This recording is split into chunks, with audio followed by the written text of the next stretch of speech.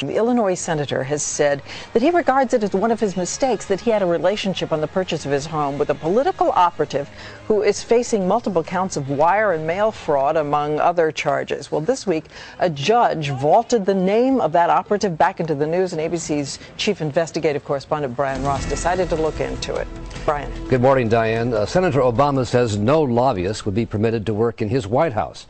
And as a state senator in Illinois and now in Washington, he has pushed new ethics reform laws, all of which makes his relationship with an accused Illinois political fixer and influence peddler all the more unusual. His name is Tony Rezko, known in Illinois politics as a backroom operator who did favors and raised campaign money for politicians and benefited in return. Rezko will go on trial next month to face charges growing out of a 3-year-long undercover FBI investigation involving bribes, kickbacks, and extortion. Today we unsealed 2 indictments against Antoine Tony Rezko. Both involve efforts to illegally obtain millions of dollars. There was no mention of Senator Obama in Rezko's indictment, but as he sought to post bail, it emerged that Rezko had quietly played a role in Obama's purchase of a new home. Obama bought the house on Chicago's South Side in June 2005, after he had been elected to the U.S. Senate. According to Obama, the owner wanted to sell the house together with a next-door vacant lot, which Obama apparently did not want. Instead, Rezko's wife bought the empty lot for full price, $625,000. And according to Obama, he bought the house, paying $1.65 million for $300,000 under the asking price, all on the same day. Obama says the price was dropped because the house had been on the market for some time.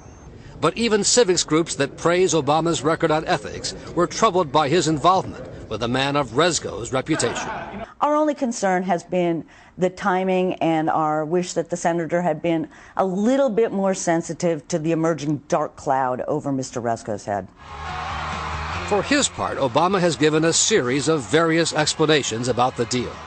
First, he told the Chicago Tribune that he didn't recall what his conversations were with Rezko. 4 days later, he told the Chicago Sun-Times that he did recall telling Rezko about the property. Last May, as a candidate for president, Obama acknowledged to George Stephanopoulos that Rezko could become an issue, even though everything had been above board and legal. But it raised the possibility that here was somebody who was a friend of mine who was doing me a favor. And I said it was a boneheaded mistake. Senator Obama told one newspaper that he knew Rezko was under investigation at the time. But the Washington Post says Obama told them he had no idea of Rezko's brewing troubles. The first answer was more accurate. We found more than 100 stories in the Illinois papers in the preceding 5 months, detailing allegations that Rezko was a corrupting influence in Illinois politics, including a Sunday editorial in the Chicago Tribune 10 days before the house purchase, focusing on Rezko and his behind-the-scenes connection to the Illinois governor. By our count, Rezko and people in his circle have given Obama more than $120,000 for his U.S. and state Senate campaigns.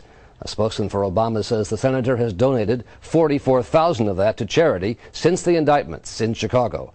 And the senator insists no favors were asked of him from Rezko, and none was granted.